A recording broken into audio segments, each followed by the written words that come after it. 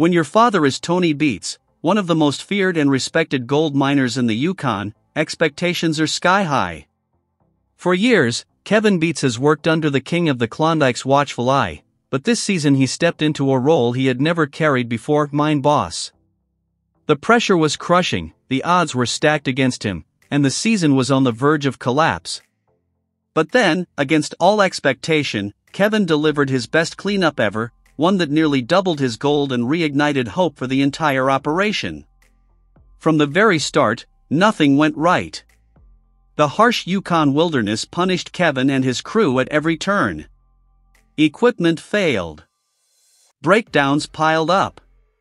The freezing ground refused to give up its gold without a fight.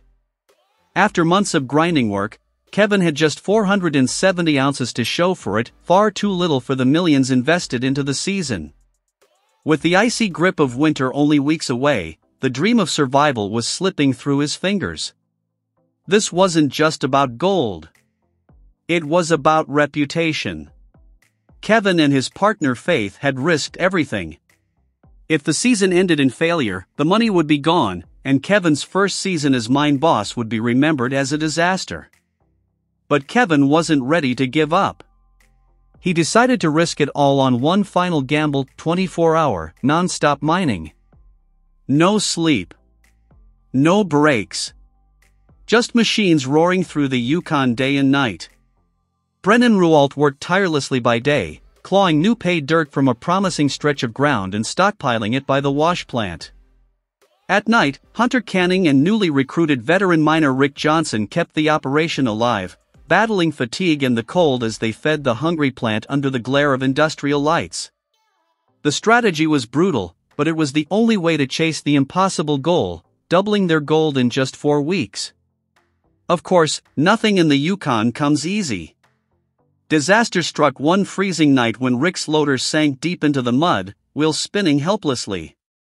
If the hopper ran empty, the sluice boxes would whitewash, blasting fine gold straight out with the water. The entire week's work could vanish in minutes. Hunter Canning, showing nerves of steel, made a split-second decision. She dumped just enough paid dirt into the hopper to buy herself a few minutes before racing back to pull Rick free.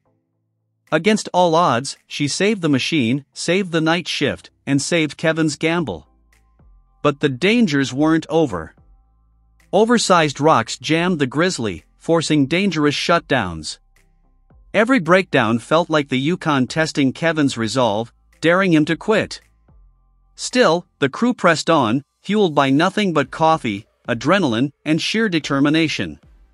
After one of the hardest weeks of their lives, the crew gathered for the cleanup, the moment of truth. Tension filled the air as Kevin and Faith prepared the gold for weighing. The container was heavy. When the first golden flakes hit the scale, jaws dropped. The numbers climbed higher and higher, until the room erupted in disbelief and joy. Kevin's gamble had paid off. The cleanup delivered more than 205 ounces of gold, their single biggest haul of the season. And then came the surprise. Brennan pulled out a second container, filled with rare, chunky nuggets that glittered like pirate treasure. Another 4 ounces added to the tally, pushing Kevin's total to 680 ounces worth over $500,000. For Kevin, it wasn't just about the money. It was validation. Proof that he could step out of Tony Beets' shadow and lead a crew to success on his own terms. But the victory was short-lived. The Yukon winter doesn't wait. The ground was already turning solid, threatening to shut down mining for the season. Kevin knew there was no room for celebration. If he wanted to reach the legendary milestone of 1,000 ounces, the crew would have to keep the plant running around the clock until the bitter end. Every ounce from here on out would come at a brutal cost: sleepless nights, freezing conditions, and machines pushed to their breaking points.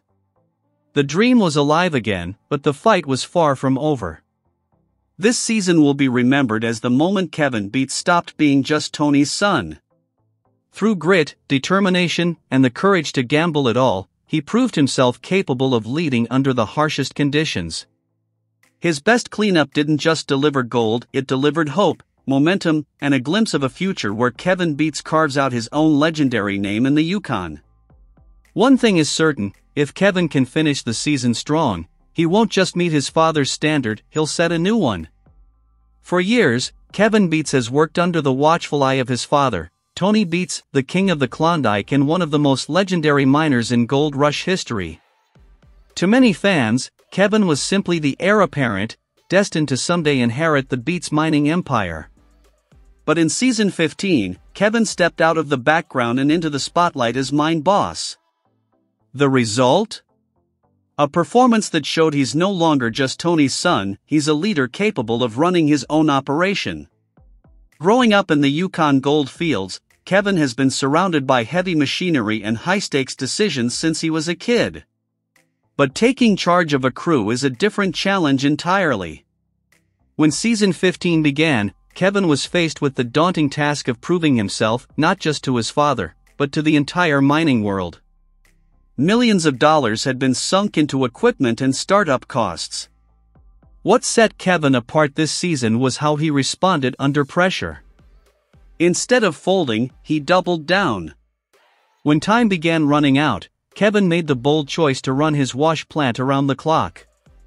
By dividing the team into day and night shifts, every minute of daylight and darkness was put to work pulling gold from the ground. The gamble nearly fell apart when Rick's loader sank deep into the mud, threatening to stall the entire operation. Hunter's quick thinking saved the shift, but the way Kevin kept his crew calm and moving forward proved he had the steady hand of a real leader.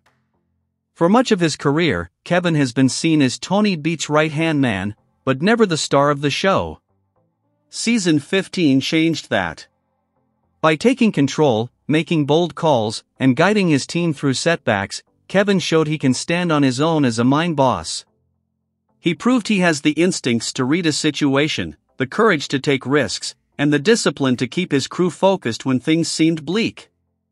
Most importantly, he demonstrated that he's not just part of the Beets dynasty, he's ready to carve out his own legacy. As winter froze the Yukon ground solid, Kevin's season ended with both triumph and unfinished business. He didn't hit the massive totals that his father is known for, but he proved something more valuable: he has the ability to lead. Whether Kevin continues to mine under the Beets banner or branches out on his own, season 15 showed the world that he's capable of running a crew, surviving the Yukon, and striking gold. For fans, one thing is clear: Kevin Beets is no longer just Tony's son. He's a mine boss in his own right, and his breakout season may just be the beginning of a brand new chapter in gold rush history. Season 15 was a turning point. Kevin proved he has the grit, instincts, and decision-making skills to guide a crew through adversity. He showed he can handle the high-pressure environment of the Yukon while keeping his team focused and productive. For years, Kevin has worked as part of Tony's operation, but this season demonstrated that he's more than capable of stepping out on his own. Whether he chooses to continue alongside his father or branch out with his own crew, Kevin Beets proved he has what it takes to succeed as a mine boss in his own right. The Yukon doesn't hand out easy victories, and Kevin's season was far from smooth. But what matters most is that he rose to the challenge, fought through setbacks, and delivered when it counted.